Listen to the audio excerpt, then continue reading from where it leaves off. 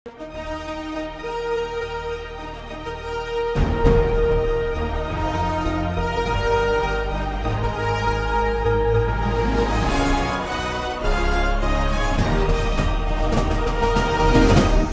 பார்த்து கொண்டிருப்பது உங்கள் ஜாஷ்வா டிவி, சகல ஜனங்களுக்கும் நற்செய்தி.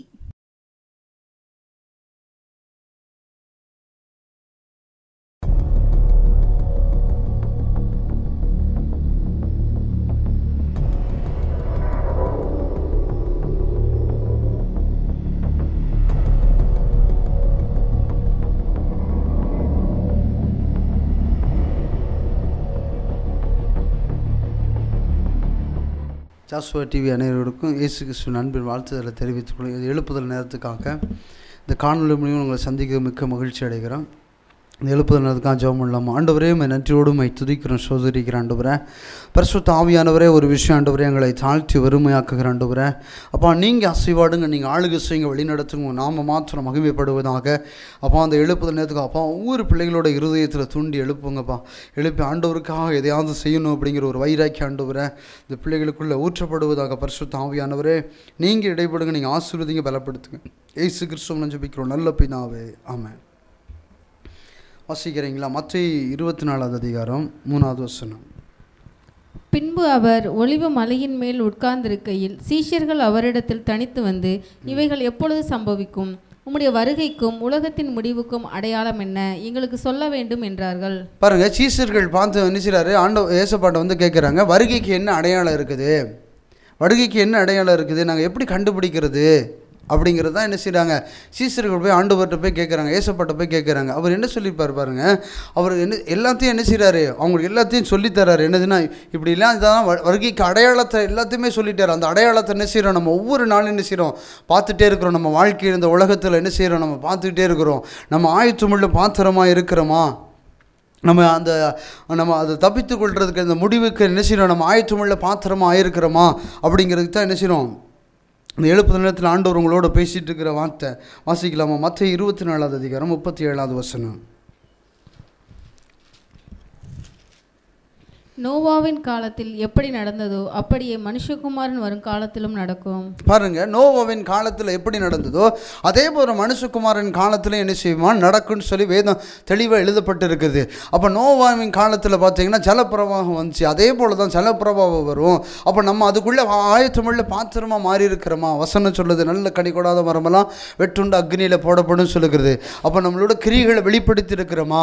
ஆண்டவருக்கு எதையாவது செஞ்சுருக்கிறோமா? அந்த கடைசி கால உலகத்தின் முடிவு வரையும் அதான் சொல்ல வேதம், முடிவு வரையும் நிலை நிற்பவனும் ரட்சிக்கப்படுவான்னு சொல்லி வேதம் சொல்லப்படுகிறது.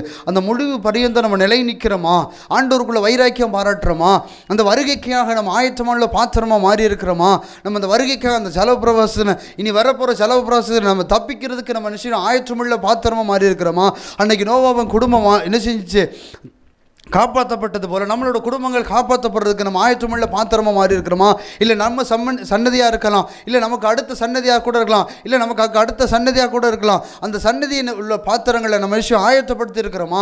நம்ம அந்த வருகைக்காக நம்ம ஆயத்தப்படுத்தி இருக்கிறோமா அப்படிங்கிறது என்ன செய்யணும், நம்ம இந்த வேதத்தில் பார்க்குறோம். நம்ம ஆயத்தமுள்ள பாத்திரமாக என்ன செய்யணும், மாறணும்.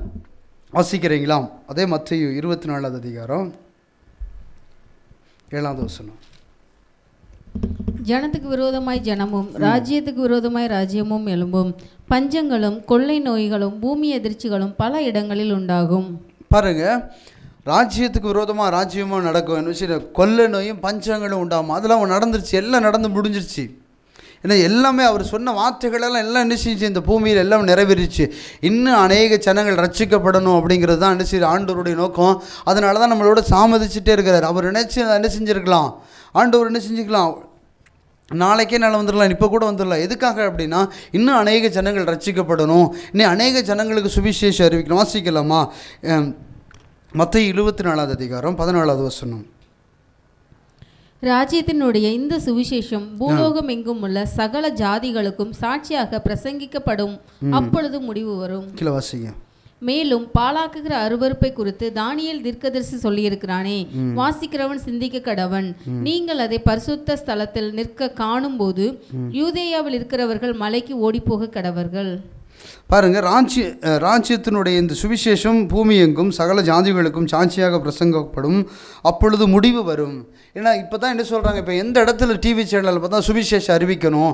இன்றைக்கி நிறைய என்ன செய்யுது, முதல்லாம் பார்த்தீங்கன்னா அதிகமாக என்ன செய்ய முடியாதுங்க, ஒரு சர்ச்சிலேருந்து சுவிசேஷம் ஊழியத்துக்கு போனால் இருக்கிற ஆத்மா போதும், வர்ற ஆத்மா வந்துக்கிட்டே இருக்கும் அப்படிமா. இப்போ நிறைய கிராமங்களையும் நிறைய ஊழியங்களையும் ஆண்டவர் எழுப்பி என்ன செய்கிறார், எப்படியாவது என்ன செய்யணும், இந்த கிராமங்களுக்குள்ளேயும் பட்டணங்களையும் சுவிசேஷம் என்ன செய்யணும், அறிவிக்கப்படணும். இன்னைக்கு சுவிசேஷங்கள் என்ன செய்யணும், ஒவ்வொருவருக்கும் என்ன செய்யணும், அறிவிக்க எப்படி சுவிசேஷம் அறிவிக்கணுமோ, டிவி சேனலில் மூலியம் போகணுமா, இல்லை துண்டு பிரதி மூலியம் போகணுமா, இல்லை மனுஷங்க மூலியம் போகணுமா, வீடு சந்திக்கிற ஊழியம் பண்ணணுமா, அப்படி ஒவ்வொரு ஊழியத்தை என்ன செய்கிறார் ஆண்டவர் பண்ணிகிட்டே இருக்கிறாரு. ஆண்டவருடைய வருகை வரணும் அப்படிங்கிறதுக்காக ஆயத்தப்படுத்துறதுக்கு தான் ஆண்டவர் என்ன செய்கிறாரு, எப்படி என்ன செய்யணும், ஊழியத்தை தேசமெங்கும் பிரசாபப்படுத்தணுமோ, தேசமெங்கும் சுவிசேஷம் அறிவிக்கணுமோ, அவர் என்ன செய்கிறாரு, கிரிகளை நடப்பிச்சுட்டே இருக்கிறாரு.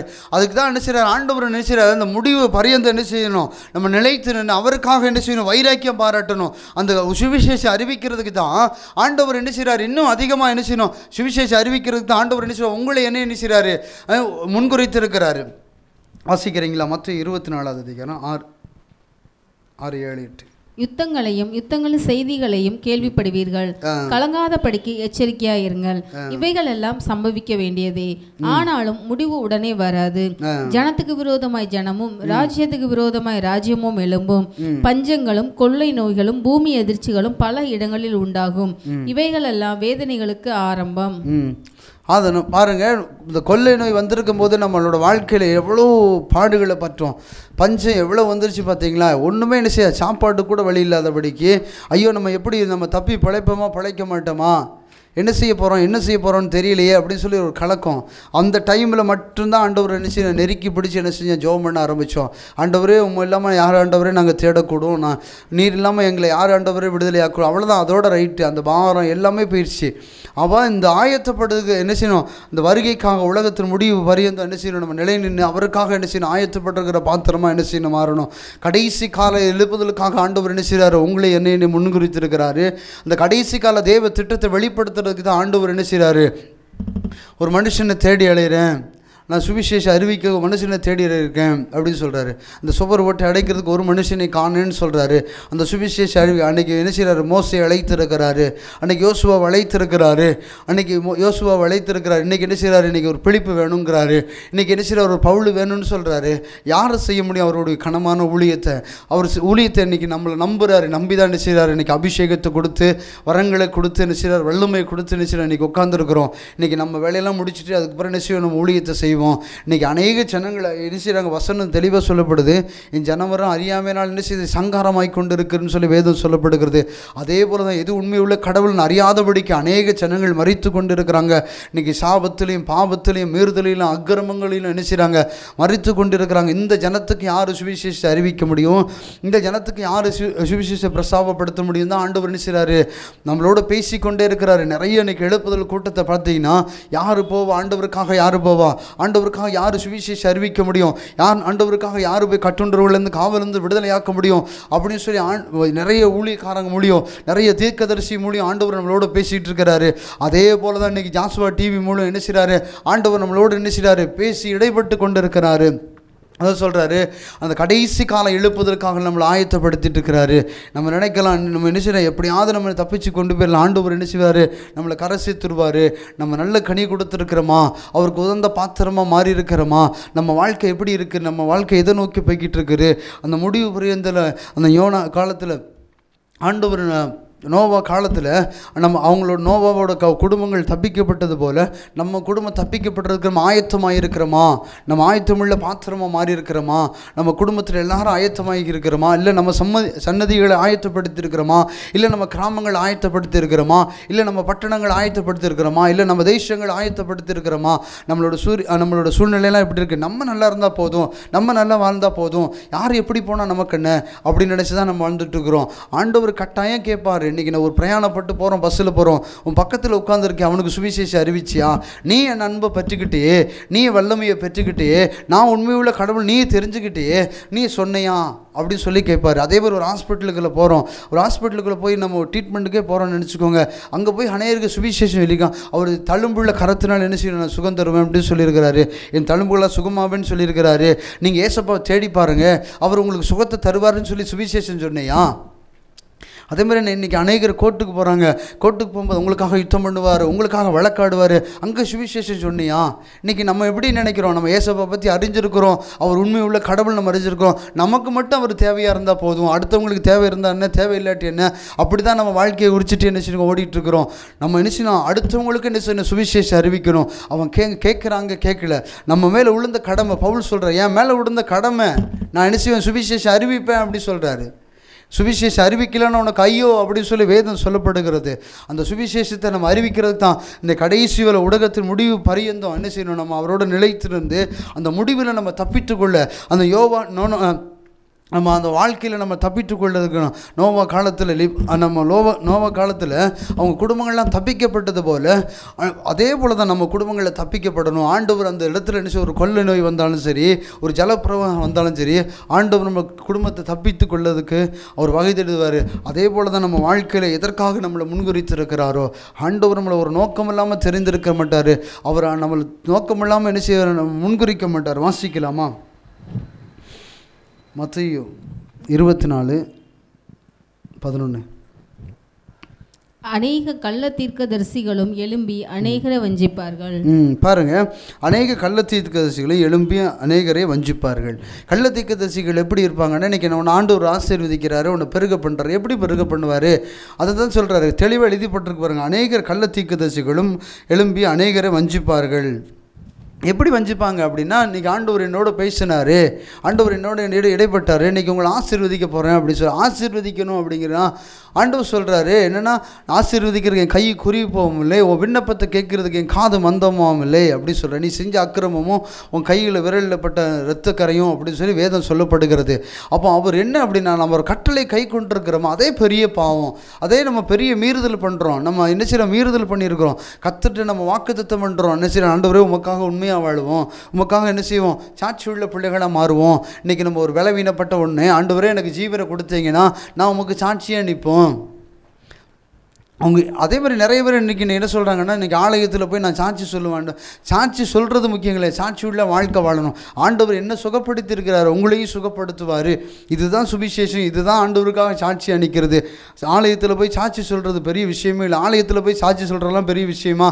ஆலயத்தில் இருக்கிறவங்களுக்கு தான் தெரியுமே அவர் உண்மையுள்ள கடவுளே, அவர் வல்லமையுள்ள தேவன் தான் அவருக்கு தெரியுமே. நீ சாட்சி சொல்லி தான் அவங்களுக்கு தெரியும்னு என்ன விஷயம் இருக்குது? கிராமத்துக்குள்ளேயும் பட்டணத்துக்குள்ளேயே இறங்கி ஆண்டவர் எனக்கு செஞ்ச அற்புதங்களை சொல்கிறது, இதுதான் சுவிசேஷம். அதில் எப்படி ஆண்டவர் அவர் கத்த சொல்கிறார், ஏசப்பா சொல்கிறாரு, என் நாமத்தை எங்கே பிரசாபப்படுத்துகிறியோ நான் அங்கெல்லாம் நான் மகிமைப்படுவேன் அப்படின்னு சொல்கிறாரு. அப்போ அந்த கடைசி காலம் அந்த சுவிசேஷம் என்ன செய்யணும், அந்த முடிவு பரியந்தம், அந்த முடிவில் தான் என்ன செய்யணும், சுவிசேஷம் ராஜ்யத்தின் சுவிசேஷம் அறிவிக்கப்படுமா? அதே போல் தான் இன்றைக்கி சுவிசேஷம் அறிவிக்கப்பட்டுருக்கு. அந்த சுவிசேஷம் அறிவிக்கப்படுறதுக்கு நம்ம ஒரு பாத்திரமாக இருக்கிறோமா, நம்ம ஒரு தகுதி உள்ள பாத்திரமாக மாறி இருக்கிறோமா? நம்ம இவ்வளோ நாள் என்ன செஞ்சிட்ருக்கிறோம், ஆலயத்துக்கு போகிறோம், நம்ம ஆலயத்துக்கு போய் ஜெபம் பண்ணுறோம், வர்றோம், அப்படியே வந்துட்டு போகிற மாதிரி இருக்கக்கூடாது. ஆண்டவருக்காக எதையாவது செய்யணும். அந்த ஆண்டவருக்காக இந்த உலகத்தின் முடிவில் எதையாவது செய்யணும். ஆண்டவருக்காக சுவிசேஷம் அறிவிக்கணும். ஆத்மா ஆதாயம் பண்ணியிருக்கிறோமா? அவருக்காக இறங்கி கரையம் செலுத்தியிருக்கிறோமா? அவருக்காக ஊழியம் செஞ்சுருக்கிறோமா? பவுல் சொன்னது போல் லாபமானதை நஷ்டம் என்று கருதி இருக்கிறோமா? இல்லையே. நம்மளோட வாழ்க்கையில் நமக்கு எது லாபமோ அதை தான் என்ன செய்யணும், தேடி ஓடுறோமே இல்லையா? ஆண்டவருக்காக இறங்கி செய்கிறதுக்கு என்ன செய்யலை, நமக்கு ஒரு மனப்பக்குவம் வரலை.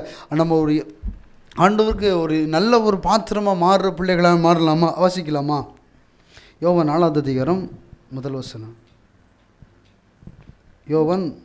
யோவான் 4:1 பிரியமானவர்களே, உலகத்தில் அநேக கள்ள தீர்க்கதரிசிகள் தோன்றியிருப்பதினால் நீங்கள் எல்லா ஆவிகளையும் நம்பாமல் அந்த ஆவிகள் தேவனால் உண்டானவைகளோ என்று சோதித்தறியுங்கள். பாருங்க, யோவான் தெளிவாக சொல்கிறார். 1 யோவானில் தெளிவாக சொல்கிறாரு, எல்லாம் கள்ள தீர்க்கதரிசி நிறைய எழும்பியிருக்கிறாங்க, அது நல்ல ஆவியா அப்படின்னு சொல்லி என்ன செய்ய சோதித்து அறியுங்கள் அப்படின்னு சொல்கிறாரு. அப்போ என்ன அப்படின்னா, நம்ம எல்லாமே என்ன செய்கிறாரு, நல்ல ஆவி அப்படின்னு சொல்ல முடியாது.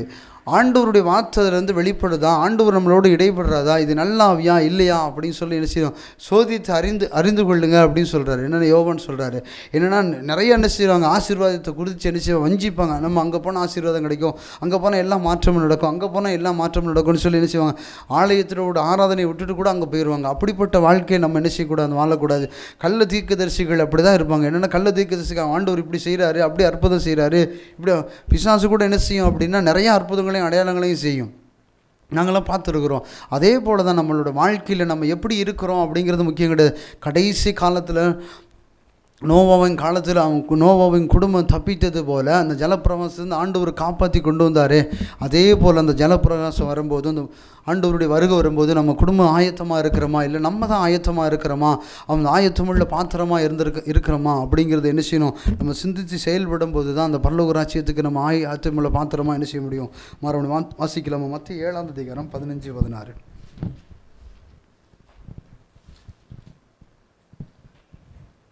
கள்ள தீர்க்கதரிசிகளுக்கு எச்சரிக்கையாயிருங்கள். அவர்கள் ஆட்டுத்தோலை பொறுத்து கொண்டு உங்களிடத்தில் வருவார்கள். உள்ளத்திலோ அவர்கள் பட்சிக்கிற ஓநாய்கள். அவர்களுடைய கனிகளினாலே அவர்களை அறிவீர்கள். பாருங்க, அவங்களுடைய கனிகளை நீங்கள் அறிவீர்கள். கள்ள தீர்க்கதரிசிகளை அவர்களுடைய கனிகளை நீங்கள் அறிவீர்கள். என்னென்னா ஆண்டவர் ஆசீர்வதிச்சிருவாரு, அப்படி செஞ்சிருவார், இப்படி செஞ்சிருவார், நீங்கள் இதை செஞ்சுருங்க, அதை செஞ்சுருங்க அப்படின்னு சொல்லி உங்கள் இருதயத்துக்கு ஏற்ற மாதிரி பேசுவாங்க.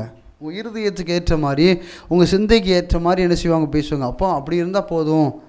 கட்டாயம் ஒவ்வொரு மனுஷனும் என்ன செய்யணும், சுவிசேஷம் அறிவித்து தான் ஆகணும். கடைசி காலத்துக்காக என்ன செய்யணும், ஆயத்தமுள்ள பாத்திரமாக மாறணும்.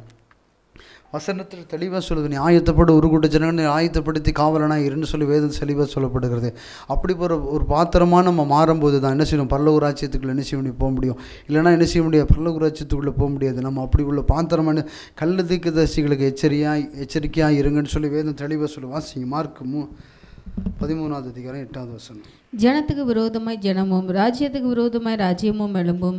பூமி எதிர்ச்சிகளும் பல இடங்களில் உண்டாகும். பஞ்சங்களும் கலகங்களும் உண்டாகும். இவைகள் வேதனைகளுக்கு ஆரம்பம். பாருங்கள், எல்லாமே நடந்துருச்சு. ஒன்று சுவிசேஷம் தான் என்ன செய்யணும், நடக்கணும். அப்போ இந்த சுவிசேஷம் அறிவிக்கிறதுக்கு தான் ஏசப்பா என்ன செய்கிறாரு, நம்ம ஆயத்தமுள்ள பாத்திரமாக மாற்றுறாரு. ஜனத்துக்கு ஜனம் விரோதமாக, ஜனத்துக்கு ஜனம், எல்லா விஷயத்தையும் வேதத்தில் எழுதி வைச்சது போல் என்ன செய்யுது, எல்லா விஷயமே நடந்துச்சு. நடக்க வேண்டிய விஷயம் சுவிசேஷம் அறிவிக்கணும். இன்னும் ஜனங்கள் ரட்சிக்கப்படணும். அந்த ஜனத்துக்கு ரட்சிக்கப்படுறதுக்கு தான் அந்த கடைசி கால எழுப்புதலுக்காக ஆண்டவர் கடைசி கால எழுப்புதலுக்காக மாம்சமான யோவேல் சொல்ல மாம்சமான யாவர் மேலே நாவி ஊற்றுவோம். வாசிக்கிறீங்களா? யோவேல் 2ஆம் அதிகாரம் 28ஆவது வசனம்.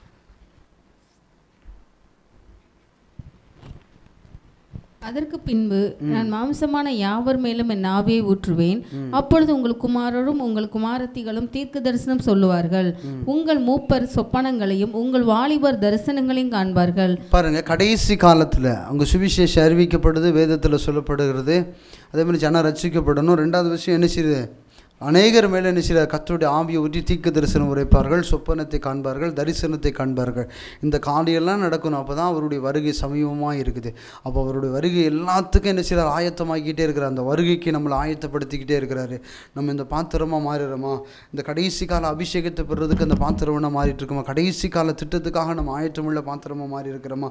வாசிக்கலாமா? சகரியா 10ஆவது அதிகாரம் 1 வசனம்.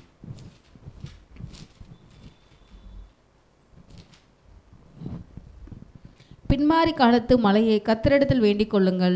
அப்பொழுது கர்த்தர் மின்னல்களை உண்டாக்கி வயல்வெளிகளில் அவரவருக்கு பயிர் உண்டாக அவர்களுக்கு மழையை கட்டளையிடுவார். பாருங்கள், அந்த பின்மாறி மழை என்ன செய்யப்படுறாரு, அந்த ஊற்றப்படுறதுக்கு தான் ஆண்டவர் என்ன செய்கிறார், நம்மளை ஒவ்வொருவரையும் ஆயத்தப்படுத்திக்கிட்டே இருக்கிறார்.